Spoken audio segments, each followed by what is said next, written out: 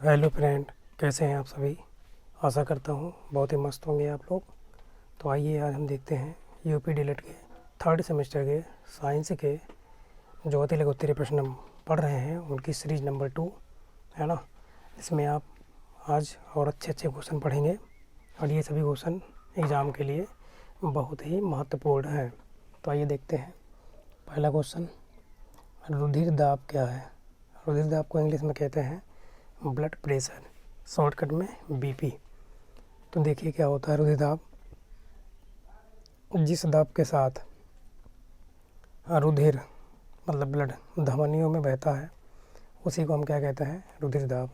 मतलब जिस प्रेशर के साथ जो ब्लड होता है हमारे धमनियों में प्रवाहित होता रहता है, मतलब बहता रहता है, उसी दाब को हम कहते हैं रुधिर दाब। तो अगर आपसे पूछ लिया जाए कि रुधिर दाब को हम किससे मापते हैं तो आप बता देंगे स्पिग्मो मैनोमीटर से। एक क्वेश्चन वो बन गया। दूसरा क्वेश्चन ये बन सकता है कि रुधिर दाब का मान कितना होता है, तो 120/80 mmHg होता है। ठीक है, 120/80 mmHg होता है। अगला क्वेश्चन देखिए, हृदय की जांच किस यंत्र द्वारा की जाती है। तो जो हमारा हार्ट है उसकी जब जांच कराना होता है तो किससे होता है, इलेक्ट्रोकार्डियोग्राम। ठीक है, जिसको कहते हैं ECG। इसको क्या बोलते हैं, EC और G। ठीक है, इलेक्ट्रोकार्डियोग्राम। इसमें हार्ट की जांच होती है। अगर आपसे पूछे EEG, एक होता है ECG जिससे हार्ट की जांच होती है और एक होता है EEG, है ना। EEG से क्या होता है, यहाँ पे देखो हमने लिया है EEG, इसको बोला जाता है इलेक्ट्रोएन्सेफेलोग्राम। इससे जो हमारा ब्रेन है उसकी जांच होती है। ठीक है, EEG से हमारे ब्रेन की जांच होती है, जिसको हम शॉर्टकट में क्या बोलते हैं, EEG, और पूरा नाम होता है इलेक्ट्रोएन्सेफेलोग्राम। अगला क्वेश्चन देखिए ये वाला, रक्त में मतलब ब्लड में किस पदार्थ की मात्रा अधिक होने से व्यक्ति को क्या हो जाता है, मधुमेह। मधुमेह को इंग्लिश में कहते हैं डायबिटीज, है ना, मतलब जिसको हम कहते हैं शुगर।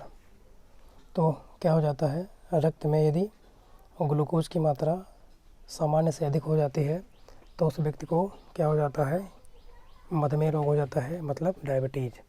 ठीक है, जिसके लिए उसे इंसुलिन का टीका लगवाना पड़ता है, वैक्सीन, है ना। और इसका सूत्र क्या होता है, अगर आपसे पूछ ले ग्लूकोज का तो ये भी याद रखेंगे।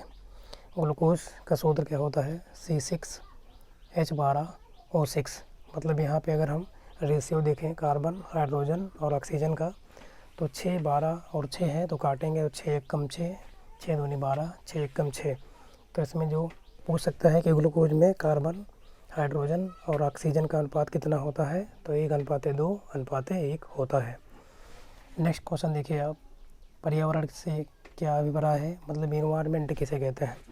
तो पर्यावरण क्या होता है, समस्त बाहरी दशाओं तथा प्रभावों का क्या है, योग है, जो प्रत्येक जीव या फिर प्राणी के विकास को क्या करता है, प्रभावित करता है।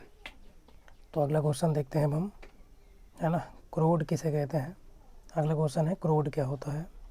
तो पृथ्वी के सिकुड़ने के क्रम में सबसे अंदर वाले ठोस गोले को क्या कहते हैं, क्रोड कहते हैं। पृथ्वी के सिकुड़ने के क्रम में सबसे अंदर वाले ठोस गोले को क्रोड कहा जाता है। याद रखेंगे आप, पूछ सकता है एग्जाम में। अगला क्वेश्चन है प्राकृतिक संसाधन क्या है ना। तो बताइए, प्राकृतिक संसाधन वह संसाधन होंगे जो हमें प्रकृति से मिलते हैं, जैसे कि जल है, वायु है, सूर्य है, प्रकाश मतलब सूर्य का प्रकाश है, वन है, मृदा है, खनिज पदार्थ, ये सभी क्या है, प्राकृतिक संसाधन कहलाते हैं, क्योंकि ये सभी हमें प्रकृति से प्राप्त होते हैं।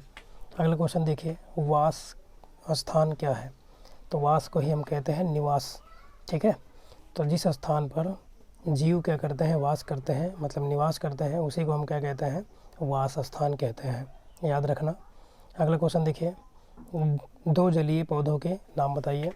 तो 2 जलीय पौधे कौन कौन से हैं, कुमुदनी हो गया, हाइड्रा हो गया, बाकी और से हो सकते हैं, तो ये दोनों आप याद कर लेंगे। अगला देखते हैं क्वेश्चन। अगला क्वेश्चन मोस्ट इम्पॉर्टेंट है, ग्रीन हाउस प्रभाव क्या है। तो ग्रीन हाउस प्रभाव क्या है, एक प्रकार की घटना है जिसके कारण पृथ्वी ऊष्मा को ग्रहण करती है या फिर रोकती है ना।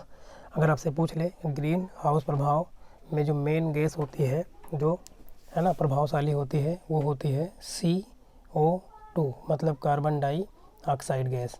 ये आपको हम पहले भी पार्ट में बता चुके हैं तो आप देख लेना। तो ये ग्रीन हाउस प्रभाव की मुख्य गैस होती है CO2 गैस, कार्बन डाइऑक्साइड। अगला क्वेश्चन देखिए, पर्यावरणीय अनुकूलन क्या है। तो पर्यावरणीय अनुकूलन क्या होता है, यह बाह्य तथा आंतरिक अनुकूलन दोनों है। अभी पढ़ा था आपने पर्यावरण के बारे में ऊपर।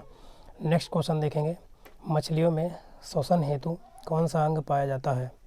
तो मछलियों में श्वास लेने के लिए क्या पाया जाता है, गलफड़ा, क्योंकि ये जल में रहते हैं तो इंग्लिश में इसको कहते हैं गिल्स। गलफड़े को क्या बोलते हैं, गिल्स। आप देख लेना, गलफड़े को क्या कहते हैं, गिल्स। अगला क्वेश्चन देखिए, ध्वनि की तीव्रता का मापन किस में होता है, मतलब ध्वनि की तीव्रता का मेजरमेंट किससे किया जाता है। तो किस में किया जाता है, डेसिबल में। याद रखना, बहुत इंपॉर्टेंट है, जिसको DB से दिखाते हैं, ठीक है। नेक्स्ट क्वेश्चन देखते हैं हम। अगला क्वेश्चन है, प्रतिध्वनि क्या है।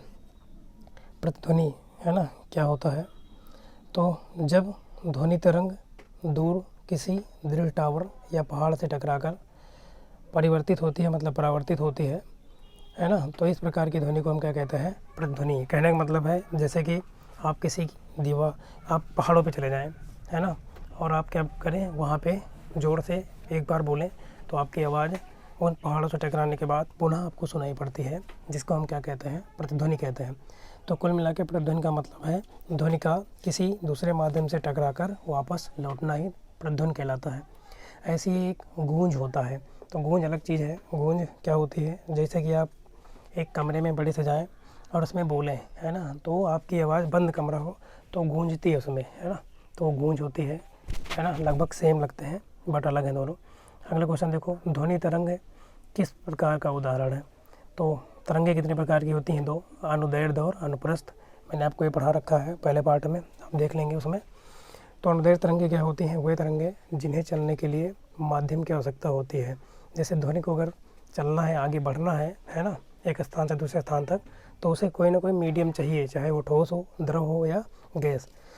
लेकिन जो अनुप्रस्थ तरंग होती है ना, ट्रांसवर्स वेव बोलते हैं, तो उसको चलने के लिए मीडियम मिले या ना मिले तो भी बढ़ती है, जैसे कि प्रकाश तरंगे आती हैं। तो प्रकाश तरंगे कैसी तरंगे हैं, अनुप्रस्थ, जबकि ध्वनि तरंगे कैसी हैं, अनुदैर्ध्य। याद रखना। तो अगला क्वेश्चन देखिए क्या दिया है, ऊष्मा का ध्वनि, है ना, EMKS में मात्रक क्या है। तो कुल मिला के ऊष्मा का मात्रक पूछा है EMKS पद्धति में। तो क्या होता है ध्वनि का, ऊष्मा का क्या होगा, ऊर्जा, है ना, जूल, सॉरी, ऊर्जा का मात्रक जूल भी होता है। तो ऊष्मा का जो मात्रक होगा क्या होगा, जूल होगा, ठीक है। तो अगला क्वेश्चन देखते हैं हम नेक्स्ट। चलिए नेक्स्ट क्वेश्चन देखते हैं, बहुत इंपॉर्टेंट है, विशिष्ट ऊष्मा क्या है।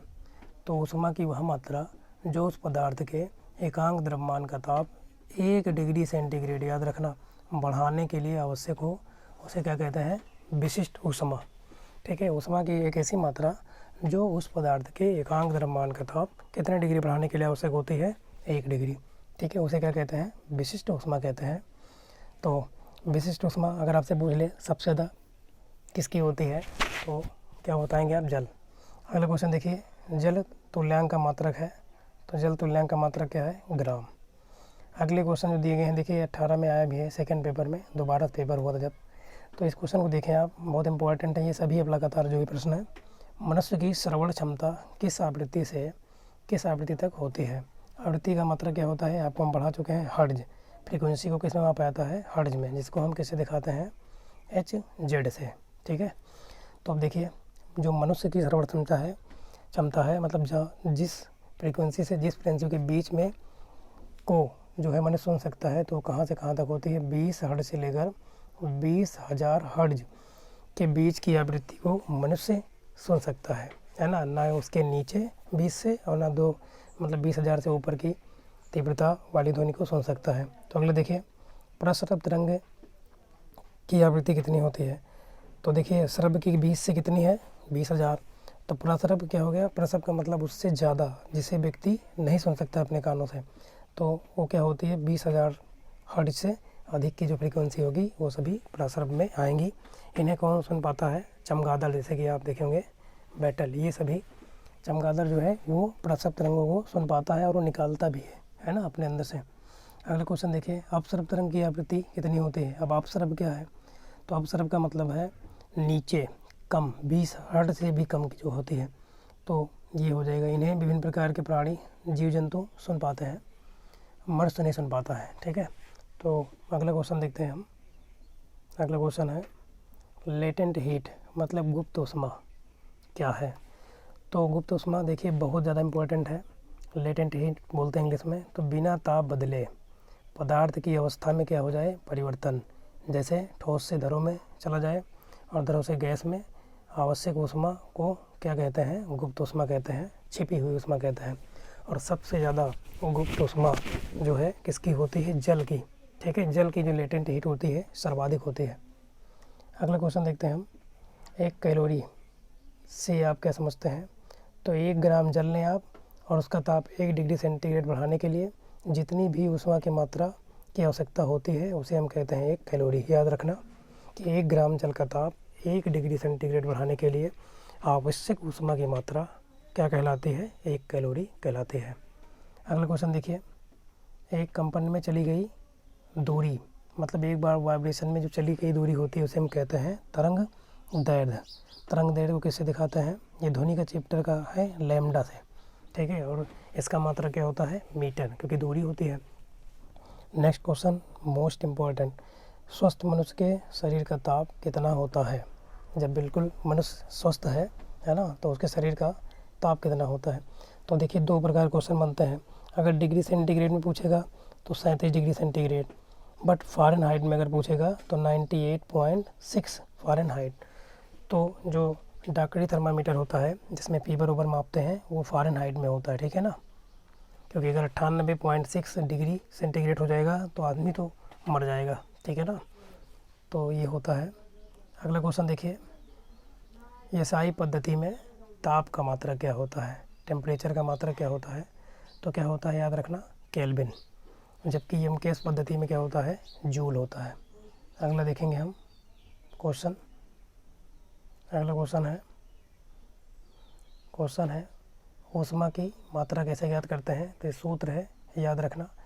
ऊष्मा की मात्रा निकालने का ये सूत्र है। ऊष्मा की मात्रा बराबर होता है पदार्थ की मात्रा, है ना। ये देखिए पदार्थ की मात्रा गुणे पदार्थ की विशिष्ट ऊष्मा गुणे पदार्थ की ताप में वृद्धि। आप एक फार्मूला पढ़े होंगे, Q बराबर होता है MS डेल्टा T, है ना। M द्रव्यमान होता है, S क्या होता है? विशिष्ट ऊष्मा, और डेल्टा T होता है टेम्परेचर या ताप में वृद्धि। अगला क्वेश्चन देखिए, पदार्थ की कितनी अवस्थाएं होती हैं? तो पदार्थ की 3 अवस्थाएं होती हैं। कौन कौन सी? नंबर 1 ठोस, नंबर 2 द्रव, नंबर 3 गैस, है ना। अगला क्वेश्चन देखिए, गलनांक क्या है? तो गलनांक वह निश्चित ताप है जिस पर कोई ठोस गर्म करने पर द्रव में बदल जाता है ना। गलनांक का मतलब है गलने लगी कोई वस्तु, तो गर्म करने पर, ठीक है, ठोस, तो वो क्या कहलाता है? उस पदार्थ का गलनांक कहलाता है। याद रखना, बहुत इंपॉर्टेंट है। अगला देखो, अब क्या है? क्वथनांक क्या है? तो क्वथनांक क्या होता है? वह निश्चित ताप जिस पर कोई द्रव उबलता है ना। क्वथनांक को इंग्लिश में कहते हैं बॉइलिंग। बॉइलिंग मीन्स क्या होता है? उबलने लगता है और गैसीय अवस्था में बदलता है, वह दिए गए द्रव का क्या होता है? क्वथनांक, ठीक है। तो मतलब वह निश्चित ताप जिस पर कोई द्रव, लिक्विड लें हम और उसको गर्म करें तो वो उबलने लगता है, तो जो टेम्परेचर होता है वो गैसीय अवस्था में उसको कन्वर्ट करने लगता है, तो वही क्या होता है? उस द्रव का क्वथनांक होता है। तो आगे अगला क्वेश्चन देखते हैं। नेक्स्ट, आप वीडियो को स्किप मत करना, आप पूरे क्लास को देखना और बहुत अच्छा स्कोर आपका आएगा एग्ज़ाम में जब बैठेंगे, है ना। तो देखिएगा क्या है, परिकल्पना से आप क्या समझते हैं? तो परिकल्पना का क्या अर्थ होता है? एक होती है कल्पना, है ना। कल्पना का मतलब होता है किसी के बारे में सोचना, है ना, वो कल्पना है। जबकि परिकल्पना क्या है? किसी घटना के जो हो गई है के कारण को बताने के लिए पहले से क्या करना? विचार बनाना या कल्पना करना, ये होता है परिकल्पना। अगला क्वेश्चन है ग्रेविटी। ये इंग्लिश वर्ड है, ग्रेविटी को क्या बोलते हैं? गुरुत्व। तो ग्रेविटी की खोज किस वैज्ञानिक ने की थी? मतलब गुरुत्व की खोज सबसे पहले किसने की थी? तो न्यूटन ने बताया था। आपने पढ़ा भी होगा इनके बारे में, न्यूटन ने, है ना। बताया है ग्रेविटी से संबंधित सभी नियमों को, कई नियम बताए इन्होंने। तो ग्रेविटी के बारे में इन्होंने बताया था कि जैसे कि इन्होंने बताया था कि जब ये बैठे थे एक पेड़ के नीचे तो क्या हुआ था, जब सेब गिरा था तो क्या हुआ था, पेड़ से टूटने के बाद ऊपर न जाके नीचे गिरा था। तो क्यों गिरा था, तो उसी पर इन्होंने खोज कर दी थी ग्रेविटी के, कि पृथ्वी में एक ग्रेविटी फोर्स होता है, गुरुत्व बल होता है, जिसके कारण कोई वस्तु है ना गिरने के बाद वो ऊपर न जाकर कहाँ चली जाती है, नीचे की ओर आती है, पृथ्वी की ओर। अगला क्वेश्चन देखिए, पाई का मान किस वैज्ञानिक ने बताया, तो इसको याद रखना आर्यभट्ट जी ने बताया है, गणितज्ञ थे। और शून्य की भी खोज किसने की थी, जीरो की खोज, तो इसकी भी खोज किसने की थी, आर्यभट्ट जी ने ही की थी, याद रखना। अगला क्वेश्चन, वर्ग समीकरण का हल सर्वप्रथम किस गणितज्ञ ने दिया था, तो श्रीधराचार्य ने दिया था। ये भी मैथ के ही क्वेश्चन है सभी, इसमें भी पूछ लेते हैं क्योंकि ये विज्ञान है, साइंस एंड टेक्नोलॉजी है, मतलब कि विज्ञान और प्रौद्योगिकी के बारे में हम पढ़ रहे हैं। और यही है आपके सेमेस्टर में, ये सभी से मतलब सभी प्रकार के सेमेस्टर के लिए इम्पोर्टेंट है ये प्रश्न। तो अगला क्वेश्चन देखते हैं हम।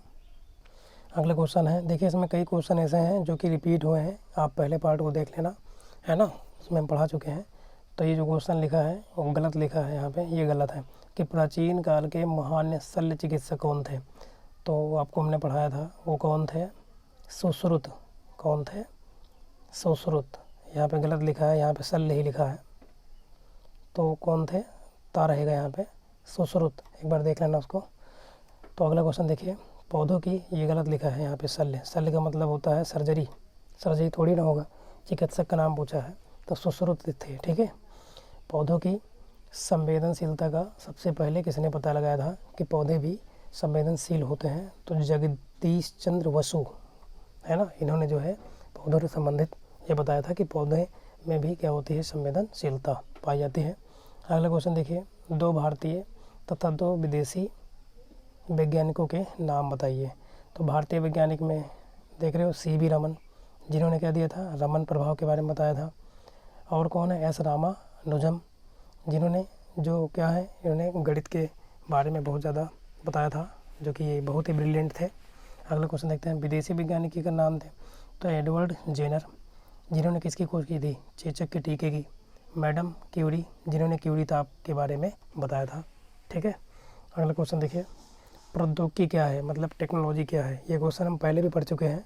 तो विज्ञान के जो नियम होते हैं और उनके सिद्धांत के अनुप्रयोग से जो मानव के हित में जो संसाधन बनाए जाते हैं या निर्माण किए जाते हैं, उन्हीं को हम क्या कहते हैं, प्रौद्योगिकी कहते हैं। जैसे कि साइकिल है ना, ये सब साइंस टेक्नोलॉजी की देन है, मोबाइल है, लैपटॉप है ना, ये सभी चीज़ें साइंस एंड टेक की देन है।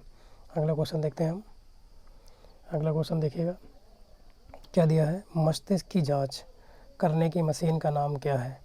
तो यहाँ पे स्कैनर दिया है, वैसे यहाँ पे जो होता है मैंने भी बताया था EEG होता है, इलेक्ट्रोइंसेफ्लोग्राम, ठीक है। अगला क्वेश्चन देखिए, सूक्ष्म जीव किसे कहते हैं।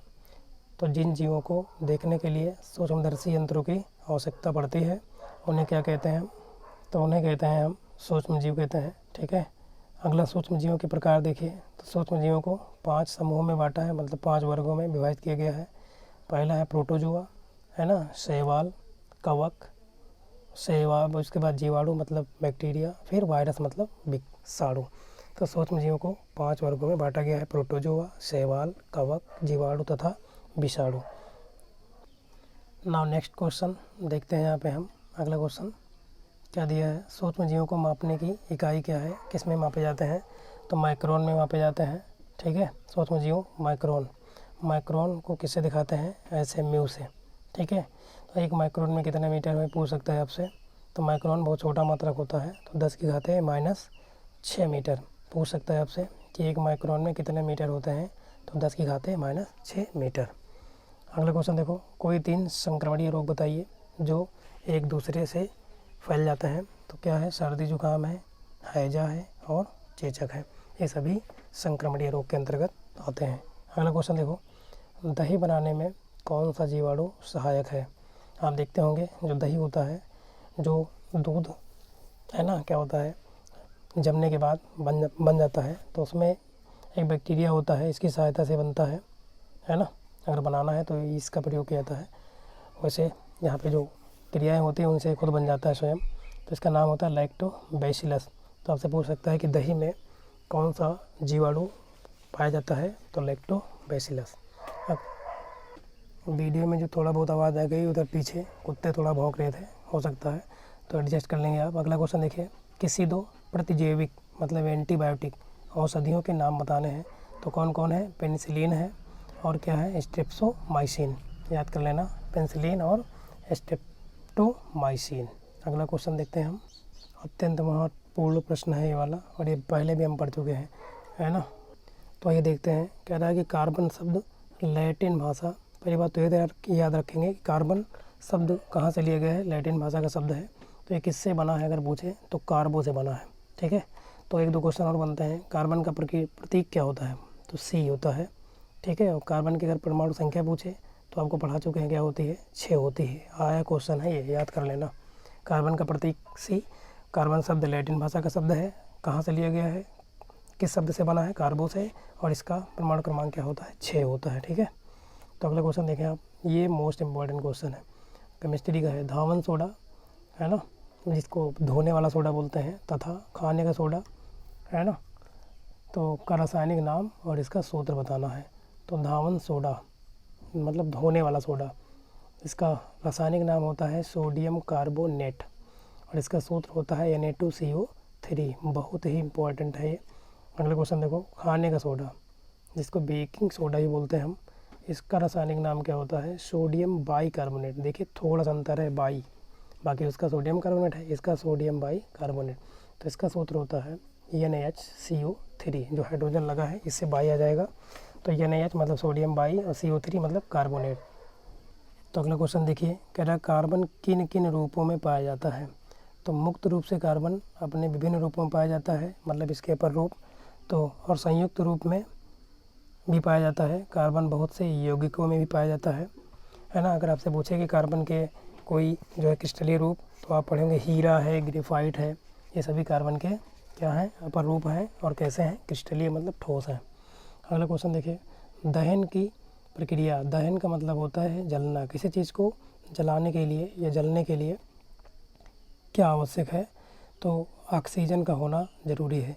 जैसे कि आप किसी, है ना, मोमबत्ती को जलाएं आप, और अगर आप वो उसको खुला छोड़ते हैं तब तो वो जलेगी। यदि आप उसको अपने हाथों से बंद कर ले जलाने के बाद, तो यदि आप मोमबत्ती को अपने दोनों हाथों से ढक लेते हैं तो कुछ समय बाद क्या होता है, मोमबत्ती बुझ जाती है। क्यों? क्योंकि उसको ऑक्सीजन नहीं मिलता, है ना। तो किसी भी चीज़ को जलने के लिए, उसका दहन होने के लिए ज़रूरी है क्या, ऑक्सीजन। तो अगला क्वेश्चन देखते हैं हम। उसके बाद कार्बन और कार्बन युक्त यौगिकों के दहन से कौन सी गैस बनती है, मतलब कार्बन के जलने से कौन सी गैस बनती है, तो क्या बनती है, CO2 गैस। जब कार्बन और कार्बन युक्त यौगिक जलते हैं, जैसे कि यहाँ पे ऑक्सीजन और कार्बन जल रहा है, कि जब कोई लकड़ी जलती है तो क्या बनाती है, CO2 गैस बनता है यहाँ पे। और आपने देखा है CO गैस भी बनती है, जो कि बहुत जहरीली गैस होती है। कार्बन जब ऑक्सीजन से रिएक्ट करता है, कार्बन मोनोऑक्साइड, है ना, इसको हम कहते हैं साइलेंट किलर गैस, है ना। इसलिए कहते हैं कि रात्रि में किसी भी दीपक को या मोमबत्ती को जलाकर बंद कमरे में नहीं सोना चाहिए, क्योंकि वहाँ पे कार्बन मोनोऑक्साइड गैस बनती है, जिसका सूत्र होता है CO, है ना। इसको दमा घोटू भी कहते हैं, दम घोटने वाली गैस होती है, और आदमी की क्या होता है, मृत्यु। अगला क्वेश्चन देखो, ज्वलन ताप क्या है। तो जिस ताप पर कोई पदार्थ वायु की उपस्थिति में जलने लगता है, ज्वलन का मतलब ही है जलना, तो जलने लगता है जिस ताप पर, वह उसका क्या कहलाता है, ज्वलन ताप कहलाता है। नेक्स्ट क्वेश्चन देखिए, दाब, रक्तदाब, है ना, ब्लड प्रेशर नापने के यंत्र को क्या कहते हैं। तो यहाँ तो दे दिया है दाबांतर मापी, ये भी लिख सकते हैं आप, नहीं तो क्या होता है, स्पिग्मोमैनोमीटर, ठीक है। अगला क्वेश्चन देखें, रक्तदाब किसे कहते हैं, मतलब ब्लड प्रेशर क्या होता है, पहले भी पढ़ चुके थे। तो हृदय द्वारा रक्त निश्चित लय या चक्र में पंप किया जाता है। रक्त बंद नलिकाओं में क्या होता है, बहता रहता है, अतः यह नलिकाओं की दीवारों पर क्या करता है, दबाव डालता है। इसे ही क्या कहते हैं, रक्तदाब कहते हैं, ठीक है। क्योंकि अगर जो रक्त, जो ब्लड है, वो हमारी धमनियों में बहता है, तो उसकी जो दीवारें होती हैं उस पर प्रेशर लगाता है, तो उसी दाब को हम क्या कहते हैं, रक्तदाब या रुधिर दाब कहते हैं, ब्लड प्रेशर कहते हैं, ठीक है। आपसे क्वेश्चन पूछ सकता है कि जो हमारा हार्ट है उसका काम क्या है। हार्ट जो होता है वो ब्लड को शुद्ध करता है, मतलब ऑक्सीजन को ब्लड में मिलाकर उसको आगे, है ना, सभी कोशिकाओं में भेजता है। जबकि जो अगर पूछ ले कि हमारा सॉरी हमने गलत बोल दिया, जो हार्ट का काम होता है ये केवल होता है ब्लड को पंप करना, ठीक है। इसके बारे में हमने पूरा टॉपिक बनाया है, आप पढ़ सकते हैं, है ना। और अगर पूछे शुद्ध कौन करता है तो फेफड़े होते हैं, लंग्स, जो हमारे फेफड़े हैं वो ब्लड को शुद्ध करने का काम करते हैं। शुद्ध कैसे करते हैं, मतलब ब्लड में ऑक्सीजन को जब मिला देते हैं तो क्या होता है, वो ब्लड शुद्ध होता है। जब अशुद्ध क्या होता है, जब ब्लड में क्या मिला होता है, CO2 गैस मिली होती है, तो वो अशुद्ध होती है। तो आगे देखते हैं हम नेक्स्ट। अगला क्वेश्चन है जीवाश्म का अध्ययन किस में किया जाता है ना। तो जीवाश्म क्या होते हैं, पृथ्वी के नीचे सड़े गले हुए अपशिष्ट होते हैं जिन्हें हम जीवाश्म कहते हैं। तो इसका अध्ययन जीवाश्म विज्ञान में करते हैं हम। अगला क्वेश्चन, ऊष्मा की मात्रा किस पर निर्भर करती है। तो जो ऊष्मा की मात्रा है वो वस्तु के द्रव्यमान, है ना, तापांतर, प्रारंभिक तथा अंतिम के अंतर डेल्टा टी तथा विशिष्ट ऊष्मा पर निर्भर करती है। तो मैंने भी बताया था कि एक सूत्र होता है Q बराबर क्या होता है, यम, ये यम है यहाँ पे, यस डेल्टा टी, ठीक है। जहाँ यम है द्रव्यमान, यस है विशिष्ट ऊष्मा और डेल्टा टी है ताप में अंतर, मतलब T2 माइनस T1 कर सकते हैं यहाँ पे। नेक्स्ट क्वेश्चन देखो, मोस्ट इम्पॉर्टेंट है, ऊर्ध्वपातन पदार्थ किन्हें कहते हैं। तो कुछ पदार्थ ऐसे होते हैं जिन्हें आप देखे होंगे गर्म करने पर और ठोस अवस्था से सीधे द्रव में न जाकर कहाँ चले जाते हैं, गैस में, है ना। तो इस अवस्था में परिवर्तित हो जाते हैं। तो ऐसे पदार्थों को क्या कहते हैं, ऊर्ध्वपातन पदार्थ कहते हैं। ये बहुत इंपॉर्टेंट है। ऐसे पदार्थ जिनको गर्म करने पर वो क्या होते हैं, ठोस में होते हैं, उनको जब हम गर्म करते हैं तो द्रव में नहीं जाते हैं, वो सीधा गैस में चले जाते हैं, है ना। तो क्या कहलाता है, ऊर्ध्वपातन पदार्थ। जैसे कि एग्जाम्पल है, आपने देखा हो कपूर, जब हम कपूर को जलाते हैं, कपूर सॉलिड होता है, जब जलाते हैं तो लिक्विड में नहीं जाता है, वो सीधा गैस में बन के उड़ जाता है। ऐसे नौसादर है, ठीक है ना। और भी होता है, नेप्थलीन होता है, तो याद रखेंगे आप। अगला क्वेश्चन है ऊष्मीय प्रसार क्या होता है ना। ऊष्मा में प्रसार, तो पदार्थ क्या होता है, ठोस, द्रव तथा गैस, है ना, इस अवस्था में पाया जाता है। इसको जब हम गर्म करते हैं तो पदार्थ क्या होते हैं, उनमें फैलाव होता है तथा ठंडे करने पर क्या होते हैं, पदार्थ सिकुड़ जाते हैं। तो पदार्थों के इस प्रसार को ही हम क्या कहते हैं, ऊष्मीय प्रसार। कहने का मतलब है जब हम किसी पदार्थ को गर्म करते हैं तो फैल जाते हैं और जब ठंडा करते हैं तो सिकुड़ जाते हैं। तो इसी को हम क्या कहते हैं, इस प्रकार के प्रसार को पदार्थों में होने वाले उनको कहते हैं ऊष्मीय प्रसार। तो ये मोस्ट इम्पॉर्टेंट क्वेश्चन है। ये जो क्वेश्चन की हमारी श्रृंखला चल रही है, सीरीज मोस्ट इम्पॉर्टेंट रहेगी आपके एग्ज़ाम के लिए। तो आइए देखते हैं अगला, प्रकाश किरण किसे कहते हैं। तो प्रकाश क्या होता है, जिस मार्ग से चलता है उसे प्रकाश का क्या कहते हैं, गमन पथ। जैसे कि यहाँ से प्रकाश निकला और ये जैसे जा रहा है तो ये जो पथ है ये क्या कहलाएगा, गमन पथ, ठीक है। और गमन पथ की परिकल्पना या कल्पना हम किसी सूक्ष्म छिद्र से निकलने वाले प्रकाश से करते हैं। जैसे देखो इसमें ये हो गया आपका एक छिद्र, मान लेंगे हम, यहाँ से प्रकाश निकल के आया है और ऐसे जा रहा है, तो ये तो गमन पथ है प्रकाश का। और जो एक किरण है उस किरण को हम क्या कहेंगे, प्रकाश किरण कहते हैं। तो अगला क्वेश्चन देखिए, सूर्य ग्रहण किस दिन होता है। बहुत इंपॉर्टेंट प्रश्न है, पूछ सकता है, तो याद रखना सूर्य ग्रहण हमेशा अमावस्या के दिन होता है, ठीक है ना। अगला क्वेश्चन है डायमंड रिंग किसे कहते हैं। तो पूर्ण सूर्य ग्रहण के समय सूर्य की दिशा में चमकती हुई जो गोल आकृति होती है उसी को हम क्या कहते हैं, डायमंड रिंग। याद कर लेंगे आप, बहुत इंपॉर्टेंट नहीं है ये एग्ज़ाम के लिए। अगला क्वेश्चन देखते हैं हम। अगला क्वेश्चन देखिए, परावर्तन के नियम क्या है। ये देखिए, ये बहुत इंपॉर्टेंट है। हमने प्रकाश का एक चैप्टर का टॉपिक बनाया है जिसको आप देख सकते हैं, 3-4 वीडियो हैं छोटे छोटे, जिससे आप बहुत अच्छे इसके बारे में समझ लेंगे। तो देखिए, जब आपतित किरण, आपति लिखा है यहाँ, आपतित होगा, आपतन बिंदु पर क्या होती है, अभिलंब, तथा परावर्तित किरण एक ही तल में होते हैं तथा आपतन कोण सदैव परावर्तन कोण के मान के बराबर होता है। तो इस नियम को हम क्या कहते हैं, परावर्तन का नियम कहते हैं। तो बहुत सिंपल सा है, देखिए आपको हम बताते हैं थोड़ा सा इसके बारे में, चित्र प्रयास करते हैं बनाने का। ये है कोई आपका परावर्तक पृष्ठ, ठीक है ना, समतल है, जैसे कि दर्पण ले लिया हमने, इधर कलई किया गया भाग है और एक किरण इधर से आ रही है, ये आपतित है। तो ये जिस बिंदु पर गिर रही है इस बिंदु को आपतन बिंदु कहते हैं और जो ये टकराने के बाद इधर निकल जा रही है ये परावर्तन बिंदु है, इधर आ रही है, ठीक है, और इधर जा रही है, और ये जो खींचेंगे हम, ये क्या है, अभिलंब। तो जो ये वाला कोण होता है एंगल आई होता है, और ये होता है एंगल आर। मतलब एंगल आई को कहते हैं हम इंसिडेंट, और इसको कहते हैं रिफ्लेक्टेड एंगल।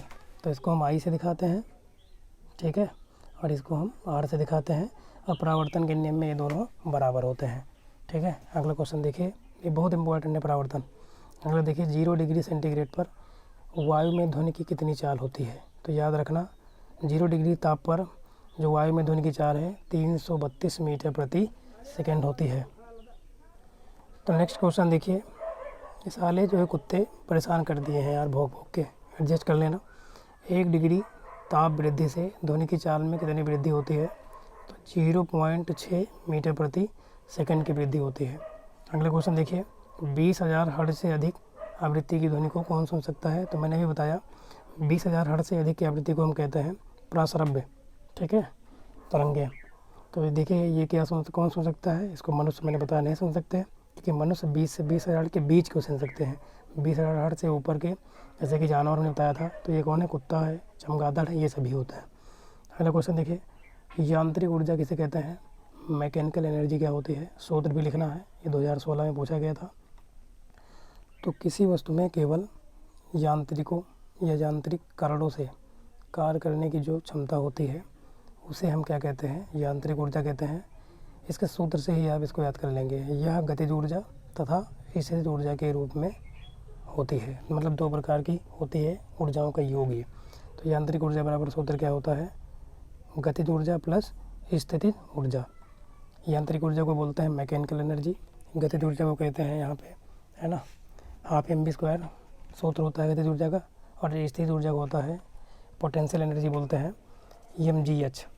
तो यांत्रिक ऊर्जा 2 ऊर्जाओं का योग होता है, इतना लिख देंगे आप तो चल जाएगा काम। मतलब यांत्रिक ऊर्जा, गतिज ऊर्जा और स्थितिज ऊर्जा, दोनों ऊर्जाओं का योग होता है। नेक्स्ट क्वेश्चन देखो, मोस्ट इम्पॉर्टेंट है कि प्रतिध्वनि सुनाई देने के लिए, कल भी हमने पढ़ाया था, है ना, उत्पादक और परावर्तक तल के बीच की दूरी कितनी होनी चाहिए। मतलब आपको अपनी प्रतिध्वनि सुनना है तो कोई, है ना, पहाड़ों जहाँ पे आप बोलेंगे और आपके बीच की दूरी कितनी होनी चाहिए, कम से कम 16.6 मीटर। मैंने बताया था 16.67 मीटर। अगला क्वेश्चन देखिए, सिराएँ क्या है ना, धमनी एक होती है और एक होती है सिरा। तो सिराएँ क्या है, इनका मुख्य कार्य क्या है, देखो ये भी 16 में आया था। तो नासिकाओं का समूह है, ये जो सिराएँ हैं ये नासिकाओं का समूह है, जो शरीर में जो ब्लड है एक स्थान से उसको दूसरे स्थान तक सिराएँ पर ले जाने का कार्य करती हैं, याद कर लेना। अगला क्वेश्चन देखो, प्रतिवर्ती क्रिया का कोई 2 उदाहरण दीजिए। यहाँ प्रतिवर्ती क्रिया दिया है ना, मतलब एक्शन रिएक्शन जो क्रिया होती है। तो न्यूटन ने गति संबंधित 3 नियम दिए थे, ये तीसरा नियम है, ठीक है ना, क्रिया प्रतिक्रिया का नियम बोलते हैं इसको हम। तो क्या होता है इसमें, जैसे कि बंदूक से गोली चलाना, क्या होता है जब हम बंदूक से गोली चलाते हैं तो जो बंदूक को जब हम उसके पिस्टल को दागते हैं तो क्या होता है, गोली बाहर की ओर जाती है, और देखते हो ना, गोली दागते समय हमें बंदूक को बहुत सही से पकड़ के रखना पड़ता है, क्योंकि झटका देती है पीछे की ओर। तो वही होता है एक्शन एंड रिएक्शन, मतलब प्रतिवर्ती क्रिया, कि जब एक किसी वस्तु में क्रिया होगी जिस पे आप बल लगा रहे होंगे तो वो वस्तु भी आप पर उल्टी प्रतिक्रिया बल लगाएगी। अगला क्वेश्चन है, नाव से बाहर निकलते समय नाव का पीछे जाना। क्या होता है जब आप नाव से बाहर निकलते हैं किनारे आने के बाद, तो आप बाहर की ओर कूदते हैं तो क्या होता है, तो आपका जो पैर होता है वो भी झटका लगाता है पीछे की ओर, और नाव पीछे की ओर चली जाती है पानी में। अगला क्वेश्चन देखते हैं हम।